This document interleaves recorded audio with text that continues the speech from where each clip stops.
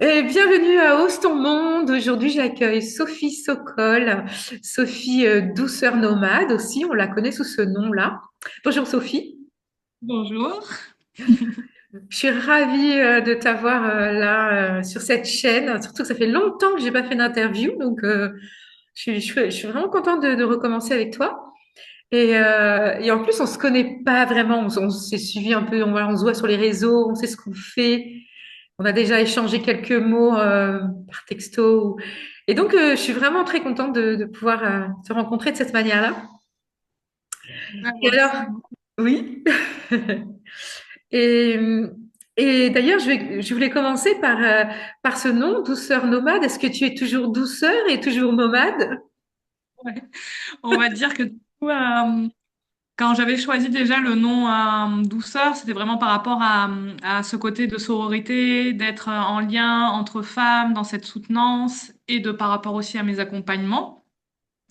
Et le nomade était venu à l'époque parce que je devais partir sur les routes en famille et finalement ça ne s'est pas fait du tout. Hmm. Et j'ai quand même décidé de garder ce nom. Et maintenant, ce nom, en fait, prend tout sens, puisque voilà, j'ai eu une période aussi semi-nomade avec mon fils. Et ce nom prend tout son sens, puisque maintenant, je suis aussi nomade à travers mon métier, où voilà, en organisant les retraites un peu partout en France, ou voilà, à l'étranger, dans le désert ou en Mongolie. Et du coup, j'ai enfin compris pourquoi ce nom était réellement là, ce mot nomade. C'est assez magique, hein, ces noms des fois qui nous collent à la peau, qui arrivent. Et des fois, on saisit pas trop le nom tout de suite. Et puis après, on voit à quel point finalement, c'est ça qui nous permet on se déploie dans ce nom. Il y a quelque chose Ouais, comme c'est ça. complètement ça. Et là, en fait, voilà, tout est en train de prendre sens réellement là depuis un peu la fin d'année dernière. Et là, encore plus cette année où tout est en train de se décider, je dis, ah ouais, ok, donc maintenant je comprends. Hmm, magnifique. Alors attends, je vais juste changer. Voilà, pour qu'on soit toutes les deux. Et mais super. En tout cas, là maintenant, est-ce que tu es nomade aussi dans ta vie quotidienne? Alors, on va dire que je suis semi-nomade parce que voilà, en ce moment, je vis en limite Corrèze Dordogne en yourte avec mon fils et où j'ai aussi mon petit chalet qui s'appelle La Sourcière, c'est mon chalet de soins quand voilà, je suis ici parce que mon fils est scolarisé dans une école alternative. Mais voilà, il arrive que souvent on bouge. Comme là, on va partir bientôt de nouveau au Maroc Ouais. euh, au mois de mars. Et voilà, après, je bouge tout le temps pour mes retraites, ou voilà, que ce soit aussi pour mon fils. Donc, on va dire, on a une vie semi-nomade entre l'équilibre un peu de l'école et d'un lieu d'ancrage et cette envie de liberté aussi et de vivre sur les routes avec notre camping-car. Hmm. Et qu'est-ce que ça t'apporte, toi, de bouger et d'aller dans tous ces espaces? Moi, c'est la richesse autant humaine de rencontrer tous les humains sur Terre, de voilà, apprendre d'eux, connaître d'eux, d'être dans ce lien aussi du cœur, même si des fois on parle pas la même langue, mais tout se passe à travers les yeux et les visages et les sourires. Et aussi la richesse des paysages, des lieux énergétiques. Enfin voilà, moi ça a été toujours voilà pour moi depuis toute petite l'appel d'avoir une vie comme ça, à beaucoup voyager, beaucoup barouder et ne pas être tout le temps voilà, on va dire plus sédentaire quoi. Hmm. Sentir aussi plus libre hein. Voilà, plus libre dans mon mouvement de vie où un peu tout est possible. Tout en revenant toujours sur un point où Voilà. tu t'ancres, tu te fixes, qui te Voilà. permet de te retrouver, de te recentrer. Me recentrer pour moi et puis pour mon fils aussi, c'est important d'avoir aussi ce lien-là, de montrer aussi que l'ancrage est aussi important, mais qu'on voilà, qu'une vie voilà, un peu entre deux est complètement possible et de réussir à trouver une harmonie en fait. Mhm. Oui. Voilà, que tout est possible. Oui, et que ce centre, finalement, bon, tu as un centre terrestre, mais quelque part, ce centre, tu l'emmènes avec toi en permanence. Ouais, c'est complètement ça. Il est tout le temps là en moi. Et voilà. Et après, c'est surtout c'est que des fois, j'aime bien revenir plus sur mon lieu d'ancrage au printemps, quand voilà, il y a la floraison, que la cueillette des plantes vont commencer. Et voilà, où ça a encore un autre rythme, encore une autre richesse aussi en lien avec la nature.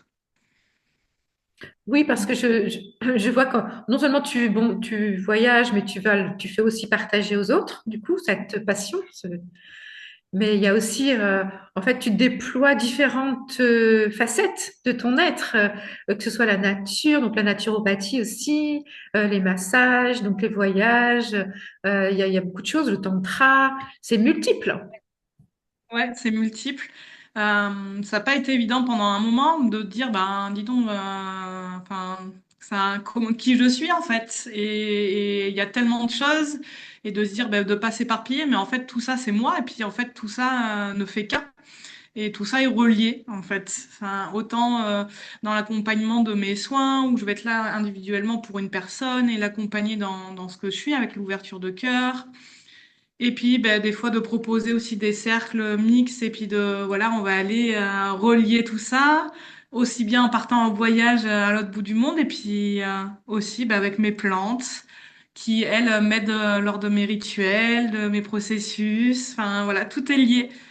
Je dirais un peu basé sur l'autonomie, comme vivre en autonomie, ben, d'être autonome aussi dans ce que je suis dans mon métier, ben, je sais quels produits que j'utilise puisque c'est moi qui les façonne. Et voilà, mon soin est fait par mes mains de A jusqu'à Z, on va dire. Et tu es à l'écoute de la personne de manière individuelle dans ce qu'elle est, et Ouais, tu vas en fonction de ça. Mm. voilà, complètement. Bah, j'ai commencé du coup pendant longtemps du coup bah, uniquement avec les femmes où j'accompagnais les femmes bah, voilà, dans leur processus de guérison, d'éclosion d'elles-mêmes, de compréhension, beaucoup basé plus un peu dans la sphère on va dire gynécologique holistique. Dans la libération voilà, de mémoire, de mieux se comprendre et de ce qu'on a pu vivre aussi, puisque j'ai beaucoup travaillé avec des femmes ayant vécu des violences. Et ben, petit à petit, mon chemin s'est ouvert aussi au masculin et de mettre la place aussi dans le masculin, justement pour cette réconciliation aussi de la femme et de laisser pleinement aussi la place aux hommes qui ont envie de s'exprimer, qui eux ont envie aussi d'aller en soi. Et donc en fait, ben voilà, c'est pareil, ça relie parce qu'au final, pour moi, des fois, quand j'ai des hommes en soins, ben, c'est œuvrer aussi pour la femme, pour avoir voilà, des hommes qui s'ouvrent pleinement et des couples magnifiques et des relations magnifiques en fait. Mm. Est-ce que, est-ce que pour toi, ça, c'est le reflet en fait de ton cheminement, c'est-à-dire qu'au départ, ce cheminement vers soi, de vraiment être en phase avec la femme que tu es toi, et donc Ouais. aussi le transmettre, parce que c'est vrai que quand on transmet, ben, on intègre encore mieux. Et puis petit à petit, ben voilà, s'ouvrir au masculin aussi, ce qui est en train de se passer aussi en toi. Ouais, c'est ça, mais ça a été bah, comme bah, je veux dire, bah, ma vie professionnelle, c'est mon cheminement de vie en fait. Je fais jamais semblant. Ou bah, passer un temps quand j'étais maman, j'étais plus dans des soins de doula, avec mes études de doula. Et puis après, il y a quelque chose qui s'est ouvert en moi, donc d'aller plus dans le côté sexualité. Et ben voilà, j'ai suivi aussi le processus de soins comme ça. Et ben là, dernièrement, j'ai vécu des choses dans ma vie personnelle par rapport au masculin. Et forcément, ben voilà, il y a des choses qui sont en train de s'ouvrir pour le masculin. C'est que vraiment, je suis aussi mon mouvement énergétique dans ce que je propose pour être vraiment dans le vrai, dans l'authentique, en fait. Et de pas être Mhm. toujours dans la même chose. En fait, c'est voilà, mon côté pro suis aussi mon mouvement interne de ce que je traverse. Et pour moi, c'est encore plus profond parce que ben, voilà, quand je fais traverser ça aux gens que j'accompagne, au final, ben, je suis traversée par tout ça pleinement, quoi. Je suis pleinement là-dedans dans cette énergie. Et c'est Mhm. ça qui est magnifique, en Mhm. fait. Mhm. Mm. C'est pour ça que c'est compliqué en fait de faire toujours la même chose. C'est vrai que moi je suis toujours étonnée des gens, ben, des générations précédentes surtout, Ouais. qui ont fait une activité pendant toute leur vie. Et c'est vrai que je crois qu'aujourd'hui ça nous appelle de faire en fonction de ce qu'on est à chaque instant, et c'est ça qui pulse. Et pourquoi la Mongolie, dis-moi? Tu vas en Mongolie Alors, bientôt? ouais, en fait, je vais en Mongolie bientôt. Alors, la Mongolie, je l'ai depuis, en tête depuis l'âge de 6 ans, où je me visualisais déjà partir là-bas à 6 ans. Et je l'ai toujours eu en moi. Pourtant, j'ai beaucoup voyagé, mais j'étais genre, ben, c'était pas le moment, j'étais pas prête à y aller. Pourtant, j'étais appelée plus plus, hein, avec bah, voilà l'énergie du cheval qui est voilà qui est depuis mon enfance, qui est là. Et voilà, ces grands espaces. Et l'année dernière, bah, c'était enfin le moment. Et donc, du coup, je suis partie un mois là-bas, où j'ai fait un trek en autonomie à cheval avec un Mongol qui m'accompagnait hein, dans les steppes, et on était tous les deux. Et ça a été voilà un de mes voyages les plus dingues, parce Hmm. que un rebondissement de ce que j'ai vécu, et puis dingue dans mon processus intérieur. Et je sais quand je suis partie de là-bas, pourtant il y a des pays quand je partais c'était difficile, mais là quand je suis partie de là-bas vraiment on m'arrachait tout Hmm. mon être. Genre j'ai dit bah c'est pas grave, je reviens pas, je laisse tout le monde en France et je reviens pas. Et finalement voilà j'ai pris le dessus, et j'ai essayé de comprendre et là eh ben, j'ai compris, une retraite m'est venue de faire vivre aux gens cette authenticité que je vis à travers le voyage, d'être vraiment dans l'authentique, c'est-à-dire bah, on va pas, dans cette retraite-là, on va pas aller en mode touriste. On va être vraiment en mode mongol. Voilà, les gens qui vont arriver à la retraite, ils vont prendre le bus local. Bah, pendant 12 jours, eh ben, il n'y aura pas de douche parce que là-bas en Mongolie, il n'y a pas de douche. Enfin voilà, on va vivre à fond. Et la Mongolie, pour moi, ça est la liberté parce que là-bas, il n'y a aucune barrière. Hmm. Quand on est à cheval là-bas et que ben on traverse les steppes, c'est à l'infini quoi. Et c'est pas pour rien qu'on l'appelle le pays de l'éternel ciel bleu parce qu'il n'y a rien qui nous arrête quand on avance. Il fait toujours beau? Donc là, Il fait toujours ben, beau? alors, il fait pas toujours beau, mais je veux dire il y a beaucoup de soleil, même si c'est la nature est assez rude et qui fait un peu frais, même très frais l'hiver. Voilà, c'est à l'infini, puis on le comprend en fait, puisque quand on regarde au loin dans les steppes, on voit toujours ce ciel méga bleu et qu'il n'y a rien qui arrête, puisque ben, il y a très peu de villes en Mongolie, ben, il y a juste des petites yourtes qui se dessinent au loin, et puis c'est qu'il n'y a aucune barrière, quoi. Donc en fait, tout nous appartient et on peut aller où on veut. Hmm. C'est c'est le grand. Ouais. Ce que j'entends de ce qui te touche le plus, en tout cas, et ce qui rebondit vraiment en moi, c'est ce goût pour la liberté.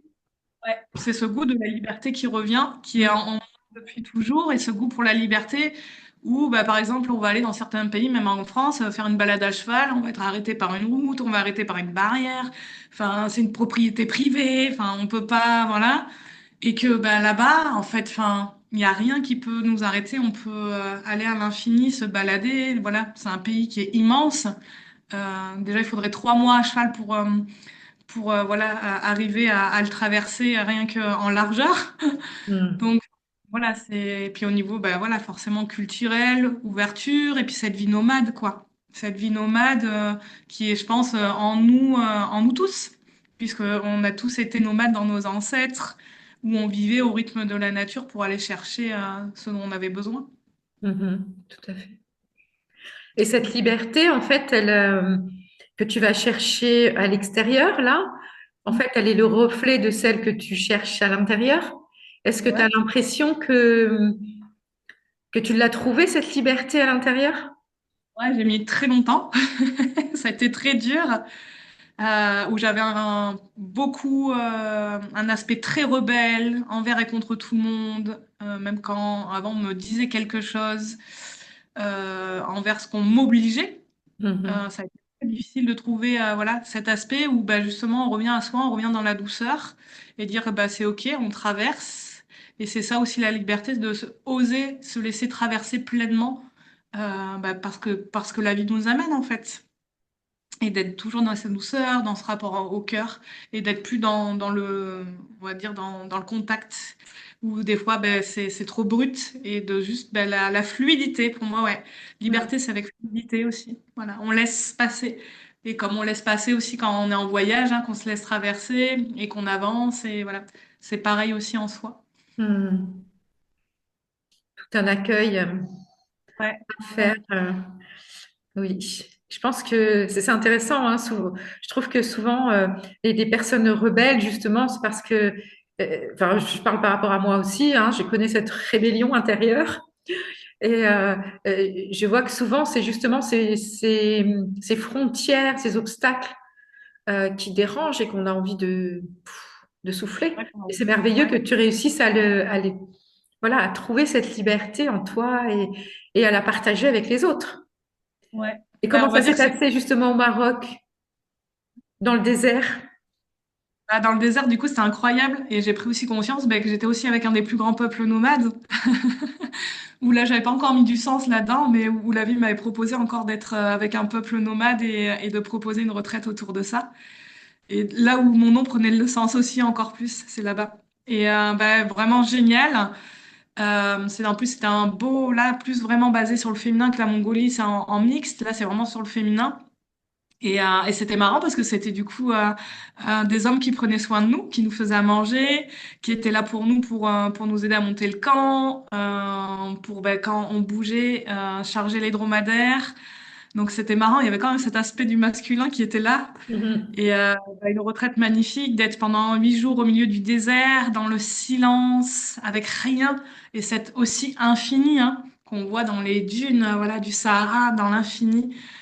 Euh, un groupe de femmes que j'ai trouvé magnifique parce que c'est vraiment pas évident aussi d'être en retraite comme ça où pendant 8 jours, ben, on n'a pas accès à l'eau, on n'a pas accès à de toilettes, encore plus dans le désert, on n'a pas accès à de rivière pour se faire une petite toilette comme on peut avoir en Mongolie. Là, on n'avait pas accès du tout à l'eau, donc enfin, là, on sort complètement de sa zone de confort.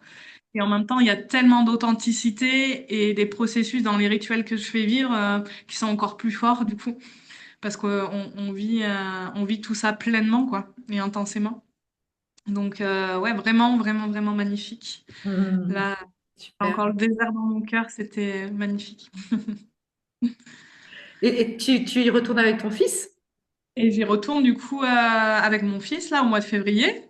Bah, parce qu'il m'avait demandé déjà l'année dernière qu'il voulait aller dans le désert. Mhm. Mais là, l'année dernière, on était en Espagne, donc c'était pas possible. Donc, j'essaye aussi d'être à son écoute dans ses vœux.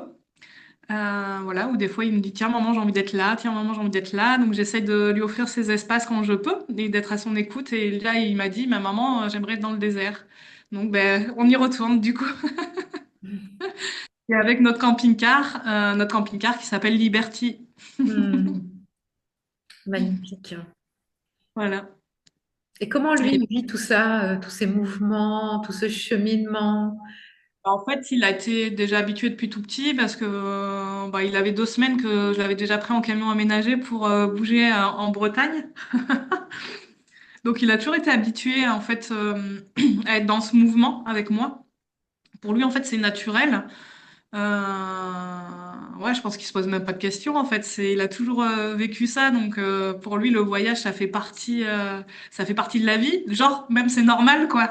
Mhm. Enfin, tu vois, il n'est même pas là de dire bah tiens tu vas pas aller à l'école, on va voyager. C'est bah ok c'est normal. Il se sent pas privilégié. Ouais, pour lui c'est sa vie. Voilà. C'est voilà, un côté de voyager, puis un côté d'être ici de temps en temps. Mhm. Il trouve son équilibre là-dedans. Son équilibre là-dedans, et c'est ce que j'aime parce que quand on fait vraiment un gros voyage, on fait un gros voyage par an vraiment. Il y a une transformation qui se fait en lui qui est juste waouh. Et que quand on dit que le voyage, c'est l'école de la vie, c'est vraiment ça où là, ça prend tout son sens, quoi. Les enfants sont transformés parce qu'ils ont partagé voilà, avec une autre culture, ils ont vu plein de choses, ils ont appris plein de choses. Et d'être dans ce mode de voyage où on appelle ça beaucoup, je crois, dans les nouvelles générations, hein, moi je suis pas encore au top, la slow life, je crois. La vivre lent, en fait, de vivre vraiment au La vie ralenti. fluide, Et ça, avec le flow, la fluidité. Mhm. parce que déjà, je trouve que aux enfants, déjà rien qu'avec l'école, c'est déjà on les met dans le bain et allez, il faut se lever et aller, aller, aller, aller. Puis enfin voilà, c'est tout le temps à fond. Et puis au final, les enfants, on les voit pas. Et moi, je veux pas de cette vie-là, quoi. Mhm. Et je veux pas que mon fils soit conformé dans cette vie, en fait. Je veux Mhm. lui permettre, même s'il va un peu à l'école, et ben, voilà, c'est une école alternative qui est vraiment géniale et qui correspond à toutes ses valeurs, mais aussi des fois lui permettre de dire, bah non, en fait, là, on s'en va de cette vie-là, et puis là, on va vraiment dans la lenteur, on vit à notre rythme, on va aller vers ce qu'on a envie d'aller aujourd'hui quand on se lève sans réfléchir. Et voilà quoi. Mhm. Et oui, cette liberté de vie. Après, c'est vrai qu'on ne sait jamais ce que ce qu'ils en retiennent quand ils sont adultes. Ouais, Voilà, moi je pense à ce que j'ai vécu avec mes filles, qui est très intéressant à voir maintenant, comment elles réagissent par rapport à leur vécu. Je trouve c'est ça une maman aussi voyageuse, hein. Oui, et Avec... on pense que on peut penser que bah voilà qu'on a fait le meilleur et tout ça. Et puis en fait, finalement, bah, le meilleur, il y a toujours un truc qui fait que ben il y a un bug quand même quoi, et Ouais, qui a dépassé. Et je trouve ça vachement intéressant en fait, parce qu'en fait, il n'y a pas il y a pas de perfection en tant que parent. On fait ce qu'on peut avec ce qu'on est, et puis voilà. exactement. Chaque enfant fera son Exactement. chemin avec ça. Ouais, c'est ça, quoi, c'est ça. Ouais.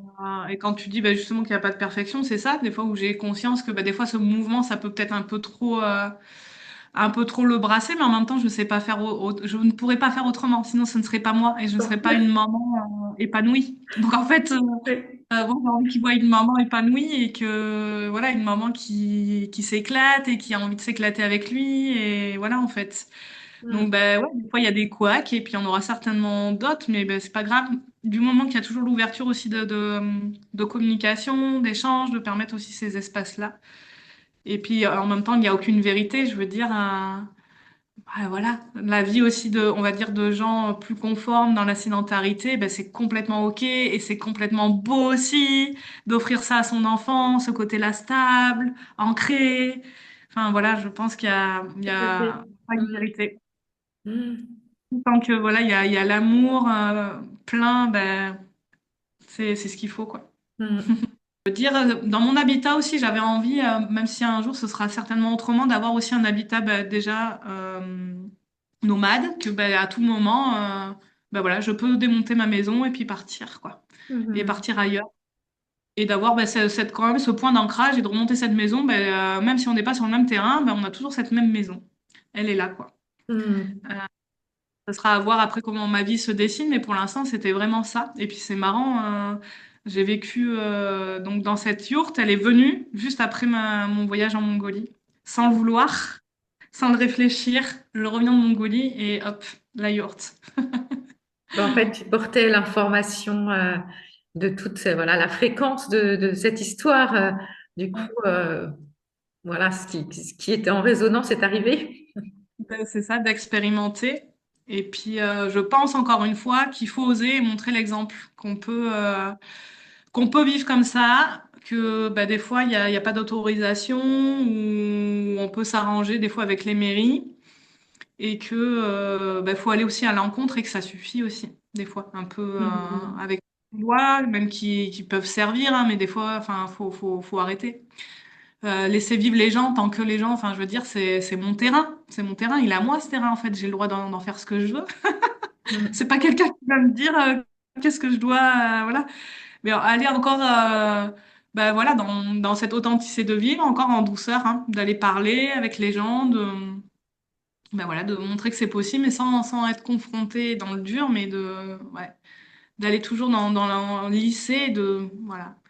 J'essaye de vivre comme ça, puis on verra. Magnifique.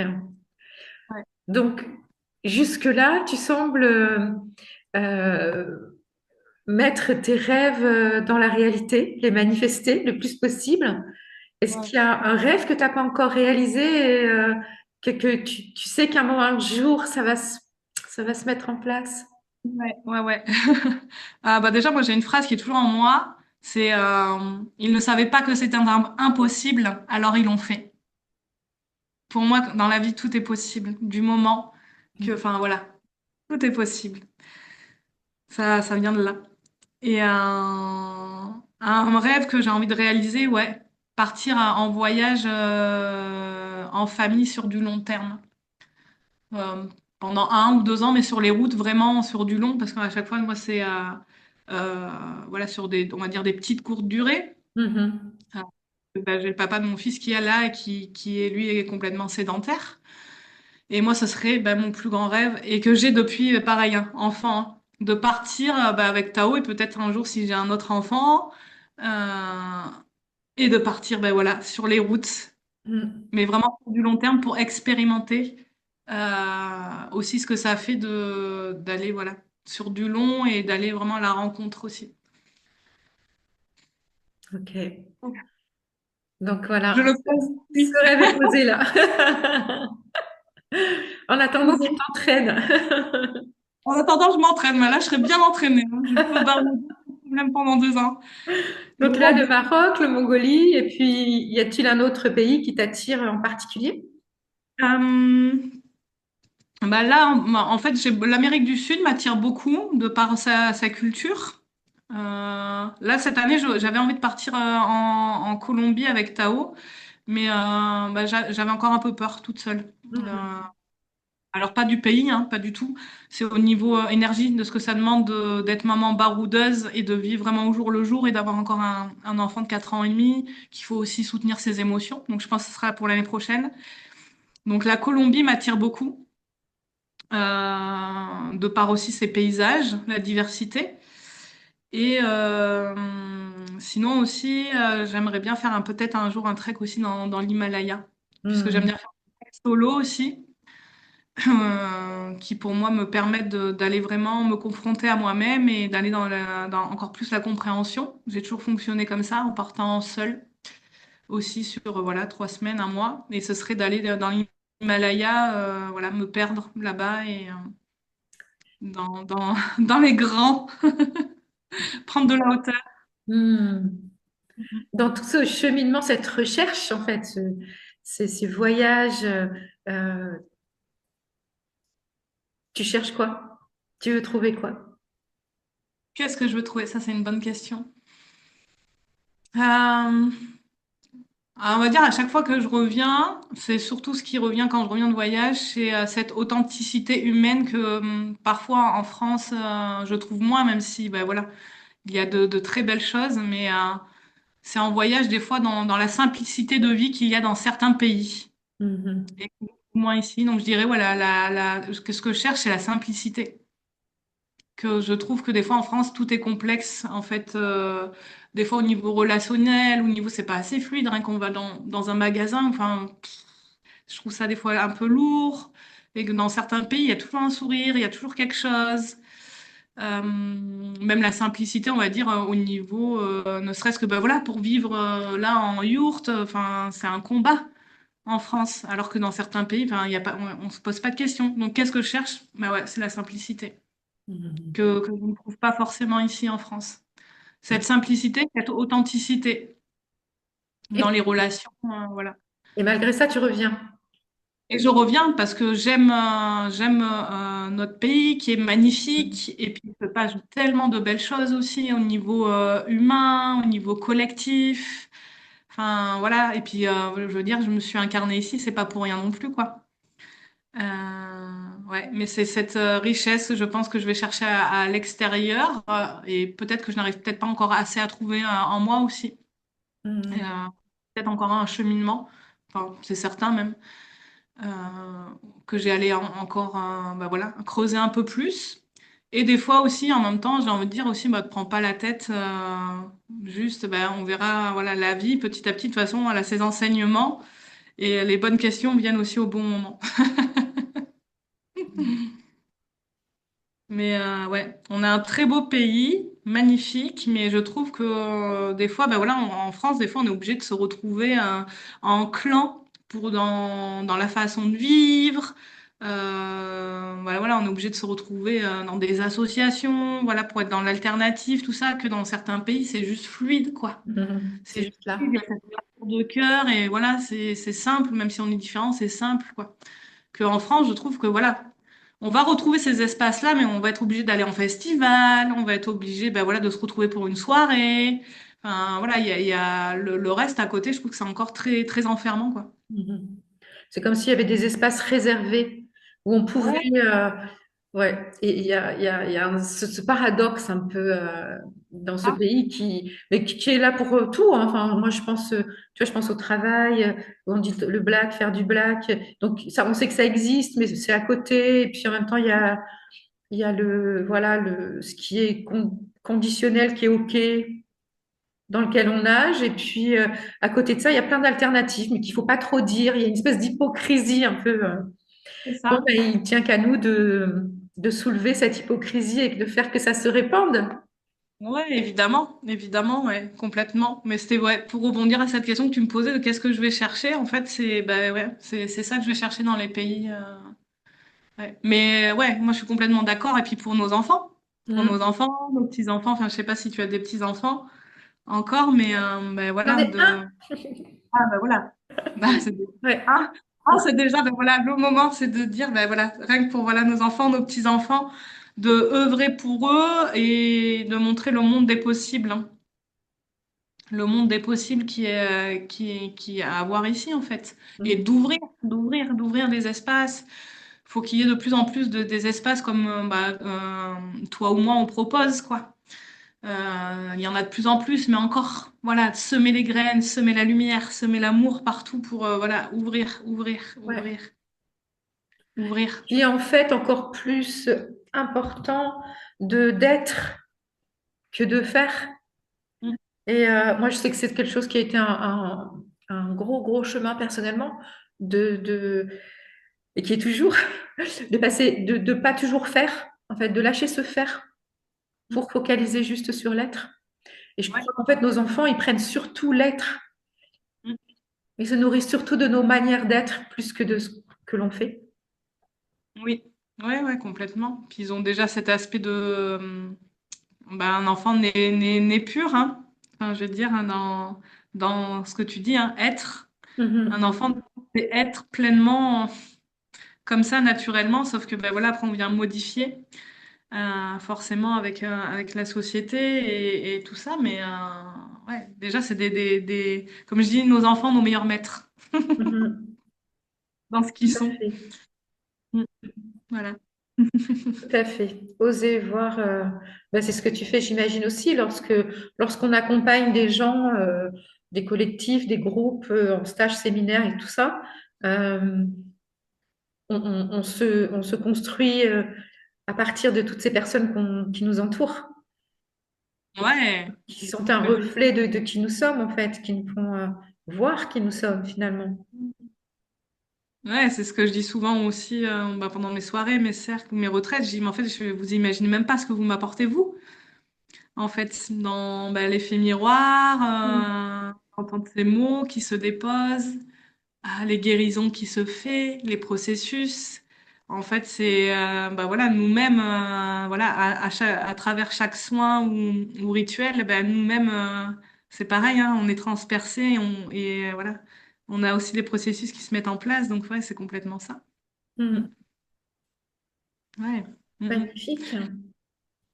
Y a-t-il quelque chose que tu aimerais dire à toutes ces personnes qui peut-être sentent un appel à toucher l'impossible et à en faire du possible et qui n'osent pas encore? Qu'est-ce que Moi, tu j'ai leur juste dirais? Moi, qu'est-ce que j'ai envie de dire? Parce que comme je te disais la phrase de tout à l'heure, quoi, c'est qu'ils ne savaient pas que c'était impossible, alors ils l'ont fait. Dans la vie, tout est possible. Du moment que, voilà, on ose lâcher. Parce que je crois que, enfin, je sais pas toi ce que tu en penses, mais tout vient un peu de là, hein. C'est nos résistances qu'on n'ose pas lâcher. Et à partir du moment où on ose lâcher, où on ose être vulnérable, parce que pour moi, la vulnérabilité, c'est le terreau de l'amour réel, quoi.